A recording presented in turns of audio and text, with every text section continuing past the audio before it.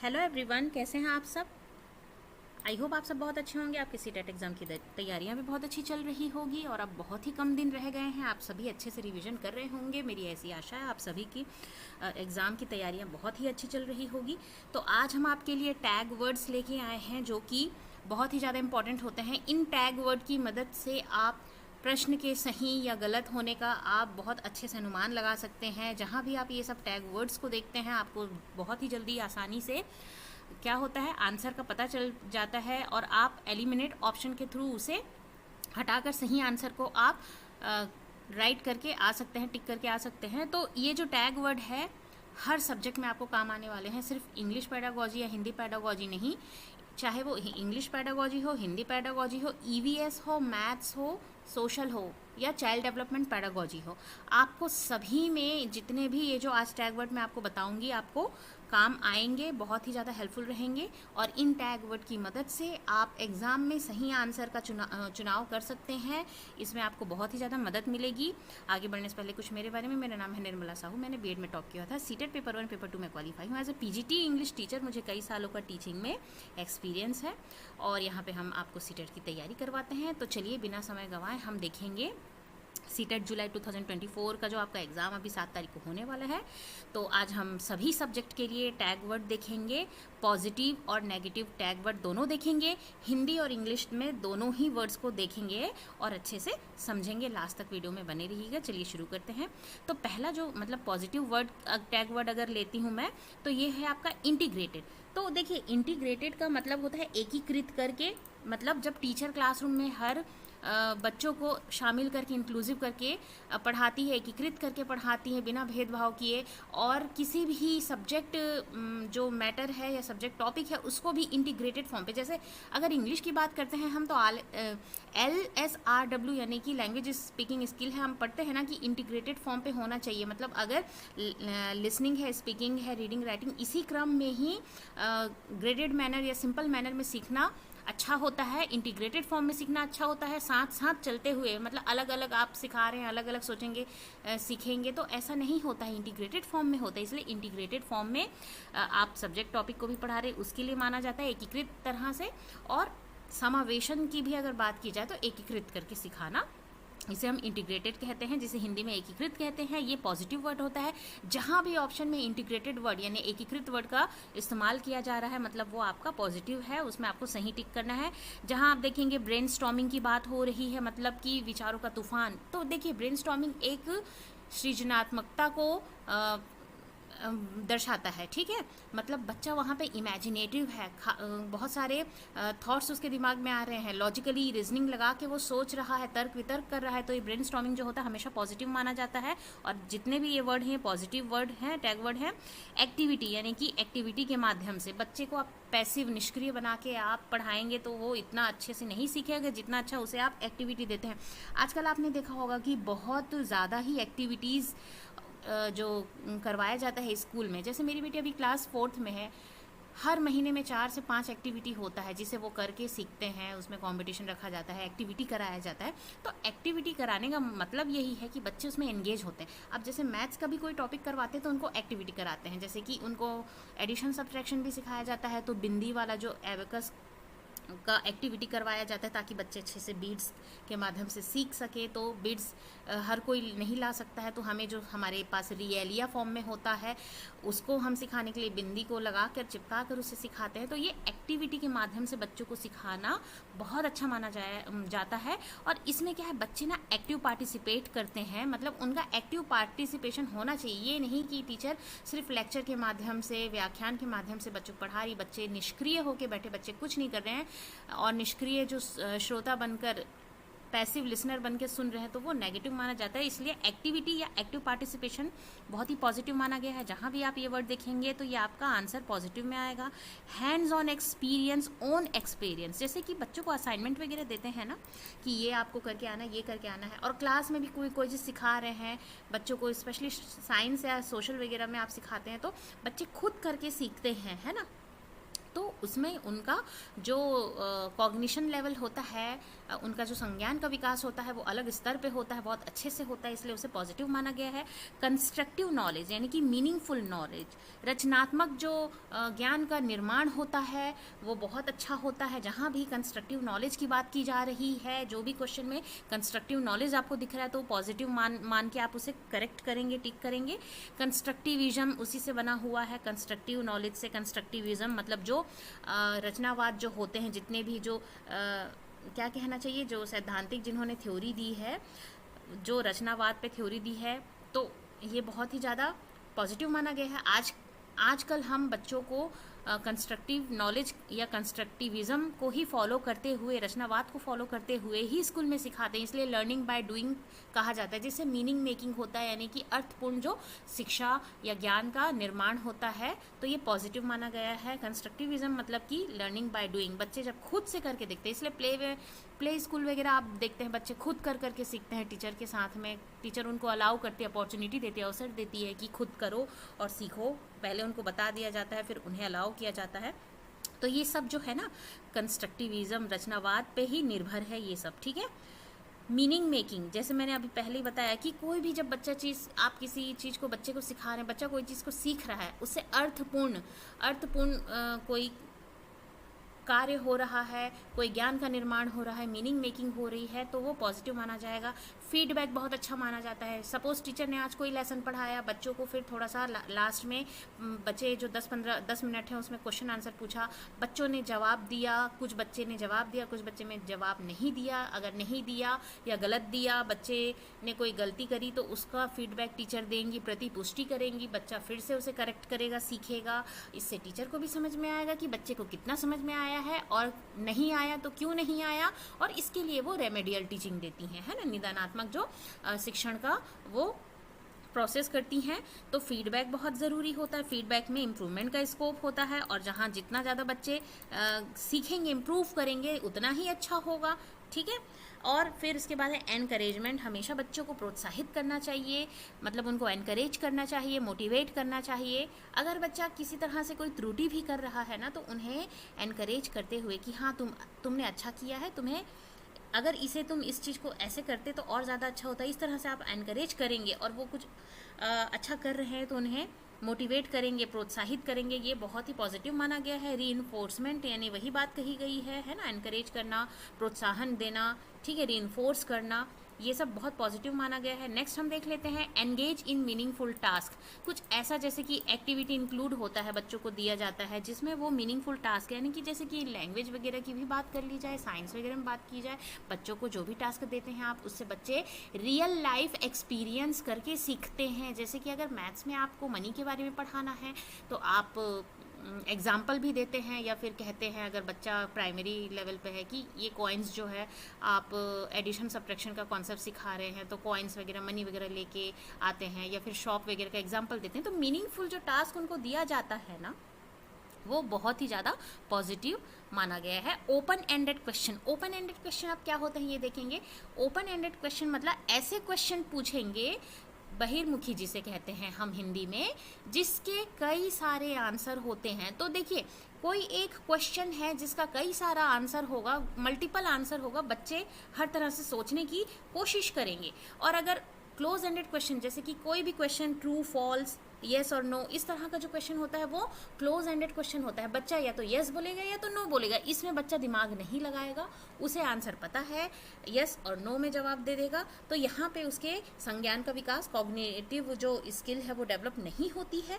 वहीं अगर open ended question की बात की जाए तो एक क्वेश्चन के कई सवाल निकल सकते हैं। जैसे ब्रेनस्टॉर्मिंग वगैरह की बात कर ली जाए तो कई सॉल्यूशन देने के लिए बच्चे कई आपको अपने आइडियाज़ देंगे, तो वो सोचेंगे, और सोचेंगे मतलब लॉजिकली, और रीजनिंग, तर्क वितर्क विश्लेषण सब कुछ करेंगे। ये बहुत अच्छा माना गया, इसलिए ओपन एंडेड क्वेश्चन को हमेशा पॉजिटिव माना गया है। डिस्कशन या डिबेट, करना, क्लास में जैसे डिस्कशन करते हैं आप बच्चों से, बच्चे को आप कुछ पूछते हैं तो वो बताते हैं सोच के, या फिर डिबेट करते हैं आपस में बच्चे, तो ये सब पॉजिटिव माना गया है। इससे उनके संज्ञान का विकास होता है, उनको अवसर दिया जाना, गिव अपॉर्चुनिटी, लिसनिंग पेशेंटली, बच्चों की बात को भी सुनना, ये नहीं कि आप ही बस कह रहे हैं, बच्चा कुछ कहना चाह रहा है, उसके मन में कोई जिज्ञासा है या किसी चीज़ को वो बताना चाह रहा है तो उसे आप नहीं सुन रहे हैं। तो लिसनिंग पेशेंटली मतलब पेशेंटली अगर आप सुनते हैं संयम पूर्वक बच्चों को, ये भी पॉजिटिव माना गया है, क्योंकि उन्हें भी महसूस होता है कि हाँ, हम जो सोच रहे हैं उस विचार का, उस थॉट का यहाँ पे सम्मान हो रहा है, टीचर उसे सुन रही हैं, तो वो ज़्यादा से ज़्यादा बोलना चाहेगा और अपने विचारों को व्यक्त करेगा, अभिव्यक्ति होगी। तो अभिव्यक्ति भी बच्चों के लिए बहुत ज़्यादा ज़रूरी है, एक्सप्रेशन जो होता है बहुत ज़रूरी है। अगर आप बच्चे की बात नहीं सुनेंगे, डांट के उसे बैठा देंगे, तो बच्चा कभी भी दोबारा बोलने की कोशिश नहीं करेगा। तो लिसनिंग पेशेंटली भी बहुत इंपॉर्टेंट है, पॉजिटिव है। फंक्शनल अप्रोच, ये ग्रामर वगैरह में काम आता है ना, कि क्या उसका फंक्शनल डेली लाइफ में कैसे यूज़ होता है, या फिर कोई आप रूल सिखा रहे हैं और सेंटेंस जो बोल रहे हैं उसमें उसका इस्तेमाल कैसे होता है, ये फंक्शनल अप्रोच होता है। तो ये भी बहुत पॉजिटिव माना गया है। जैसे आपने ग्रामर का कोई रूल सिखाया, मान लीजिए आपने वॉइस के बारे में सिखाया या टेंस के बारे में सिखाया या नाउन के बारे में बताया, और डेली लाइफ से उसको कनेक्ट करके आपने उसको सेंटेंस में बोल दिया, तो बच्चे इसे फंक्शनल अप्रोच के माध्यम से सीखते हैं, पॉजिटिव माना जाता है। रोल प्ले हमेशा बहुत काम आता है। रोल प्ले में बच्चे खुद करके मतलब उसको एक्सपीरियंस करते हैं, एम्पैथाइज करते हैं, तो ये पॉजिटिव माना गया है। इंक्लूजन यानी कि समावेश करना, हर तरह के बच्चों को आप इंक्लूसिव क्लास में आप पढ़ाते हैं तो इंक्लूड करते हैं। उनकी नीड जो होती है, अलग अलग बच्चे की अलग नीड है। जैसे आप इंक्लूसिव क्लासरूम की अगर बात करें तो कोई दृष्टिबाधित है, कोई श्रवण बाधित है, कोई मुख बधिर है, या फिर फिजिकली चैलेंज्ड बच्चा है, या क्रिएटिव बच्चा है, या स्लो लर्नर है।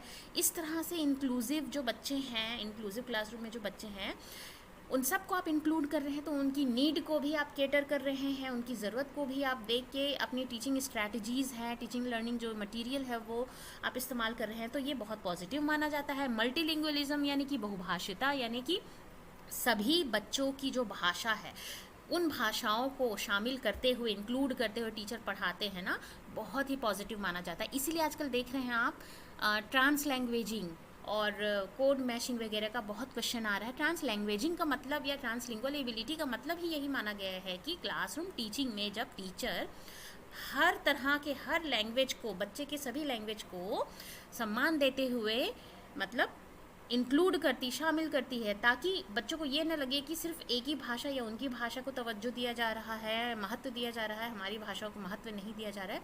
सभी भाषाओं को शामिल करते हुए क्लासरूम टीचिंग में टीचिंग करा रही है, तो ये क्या होता है, मल्टीलिंगुअलिज्म और ट्रांसलिंगुअल एबिलिटी कहा जाता है। ट्रांसलिंगुअल एबिलिटी मल्टीलिंगुअलिज्म के अंतर्गत ही आ जाता है, तो इसे एक रिसोर्स की तरह माना गया है। क्लासरूम टीचिंग में असेट माना गया, संपत्ति मानी गई है।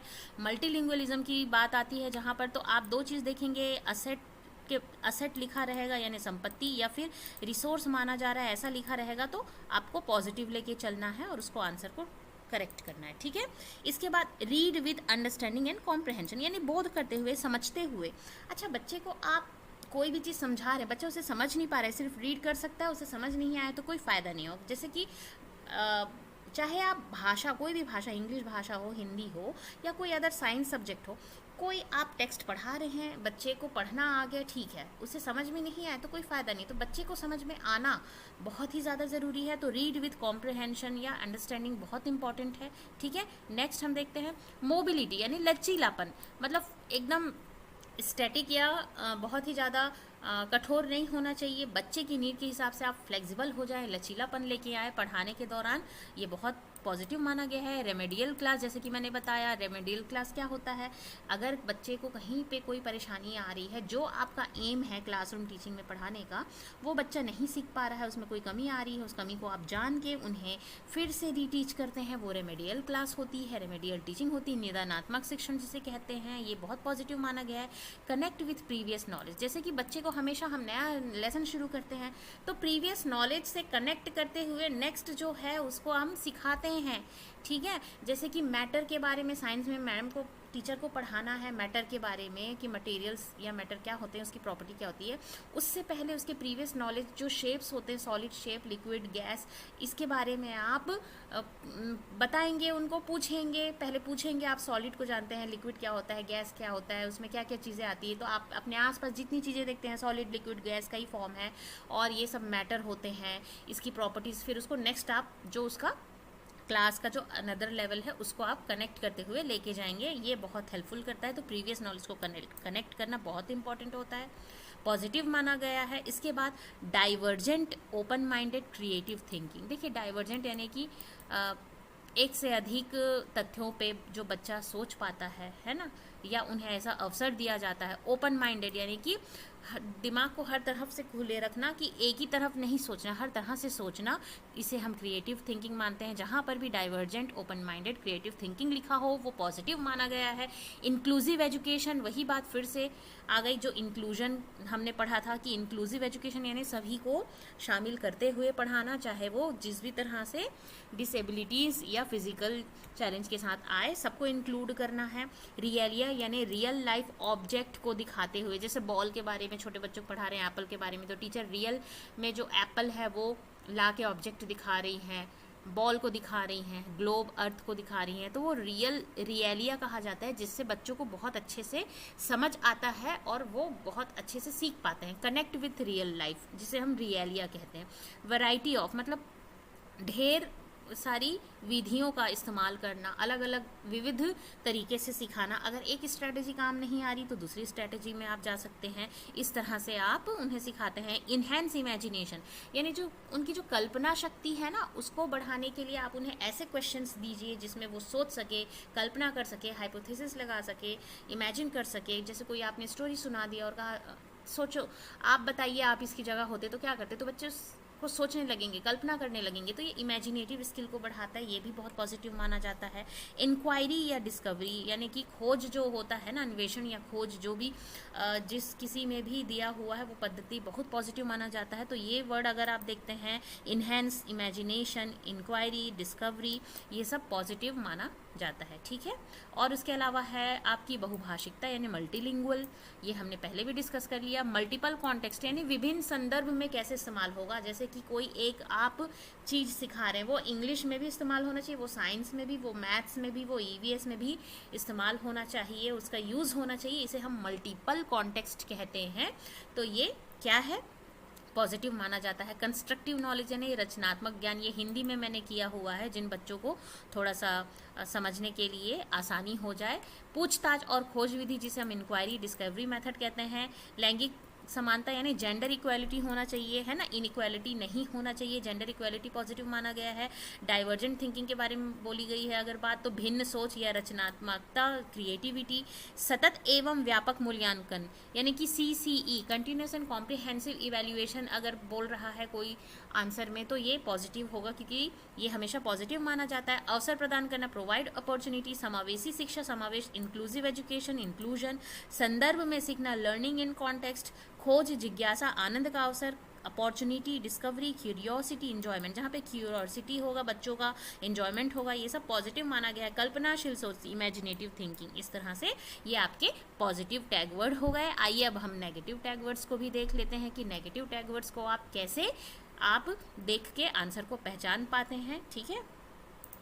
तो नेगेटिव टैग वर्ड्स की बात करें, अगर नकारात्मक जो टैग वर्ड्स हैं, तो सेग्रीगेशन, सेपरेट ग्रुप, मतलब बच्चों को अलग अलग ग्रुप में, मतलब अच्छा बच्चा पढ़ रहा है तो अलग ग्रुप बना देंगे, थोड़ा लो है, पढ़ने में स्लो है तो उसको अलग ग्रुप बना देंगे, ऐसा अलग थलग नहीं करना है। या इंक्लूसिव एजुकेशन की बात की गई है, तो ये बच्चा अच्छे से नहीं समझ सकता है, ये बच्चा अच्छे से समझ सकता है, तो इसे अलग पढ़ाते हैं, ऐसा नहीं करना है, इंक्लूड करना है, इंटीग्रेट करके चलना है। ठीक है।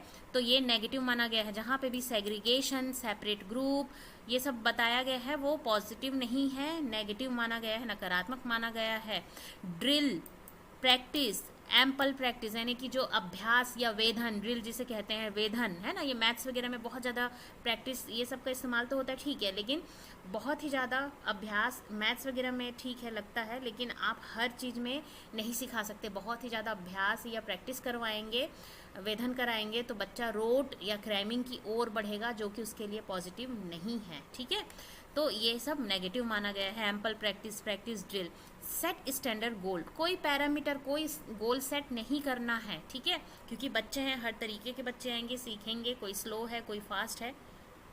आपने स्टैंडर्ड गोल सेट कर दिया तो हर बच्चा उस गोल को नहीं अचीव कर पाएगा, आपके उस पैरामीटर में नहीं आ पाएगा, तो ये हमेशा गलत माना गया है, नेगेटिव माना गया है। सेट स्टैंडर्ड गोल नेगेटिव है। स्टैंडर्ड पैरामीटर, जैसे अभी मैंने कहा कि कोई पैरामीटर सेट नहीं करना है। कन्वर्जेंट और क्लोज एंडेड क्वेश्चन, जैसे कि हमने डाइवर्जेंट देखा था, है ना, कि बहुमुखी विकास जो कहते हैं ना, तो बच्चे हर तरह से सोच सकें। और कन्वर्जेंट क्या होता है, एक ही आयामी सोच रखना, मतलब कि जैसे यस और नो, ट्रू फॉल्स, ये सब वाले जो क्वेश्चन होते हैं, यस बोलेगा नो बोलेगा, इससे उनका कोई विकास नहीं होता, तो ये कन्वर्जेंट या क्लोज एंडेड क्वेश्चन माना गया है, जो कि नेगेटिव होता है। More focus on text book पे ही फोकस नहीं करना है, रियल लाइफ से कनेक्ट करते हुए, रियलिया को यूज़ करते हुए आपको बताना है। ज़्यादा फोकस आप टेक्स्ट बुक पे पढ़ेंगे तो बच्चा जो है रटन पद्धति पे की ओर चला जाएगा और सीख नहीं पाएगा, ठीक है, उसको रियल लाइफ से कनेक्ट करते हुए चलना है, तो ये नेगेटिव माना गया है। कंपटीशन नहीं होना चाहिए बच्चों में, ग्रेडिंग नहीं करनी है, रैंकिंग नहीं करनी है, ये नेगेटिव माना गया है।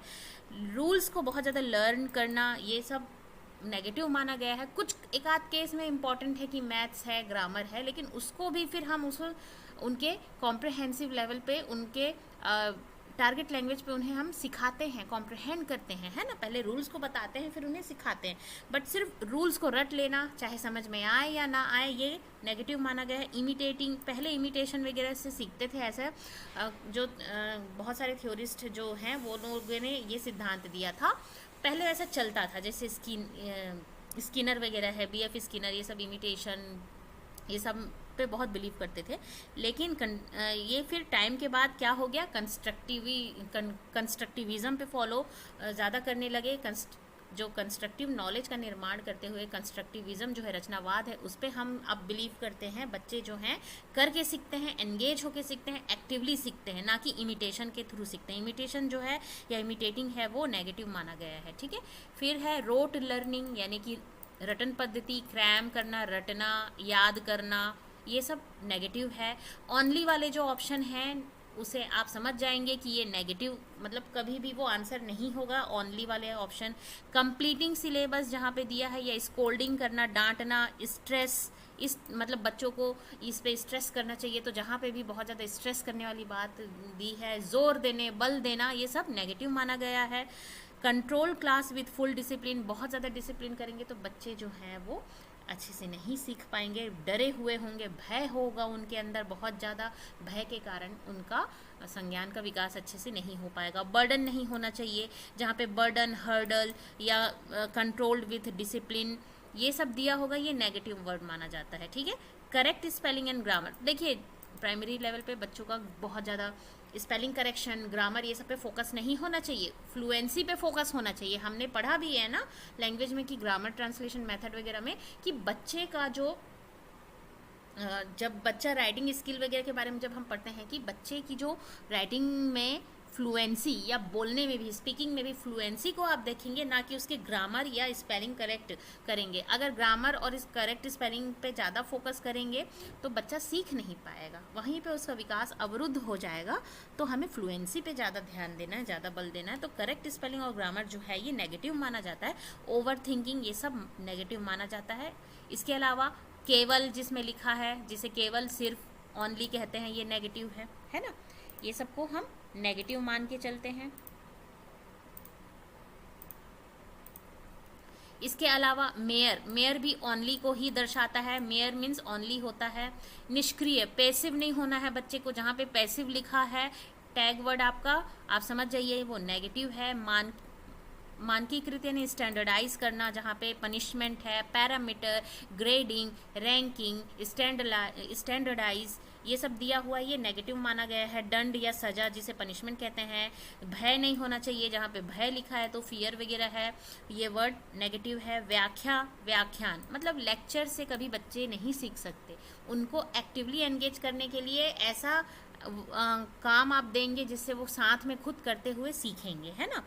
और बच्चे लेक्चर जो है वो बड़ी लेवल के लिए, बड़ी क्लास के लिए अच्छा होता है, क्योंकि तब तक स्टूडेंट की जो समझ होती लेवल होता है, कॉग्निशन लेवल काफ़ी आगे तक बढ़ चुका होता है, तो उस समय वो काम आता है। छोटे बच्चों को बिल्कुल भी व्याख्यान या व्याख्या जो मेथड है वो उनके लिए यूज़फुल नहीं होता, तो ये नेगेटिव मानते हैं।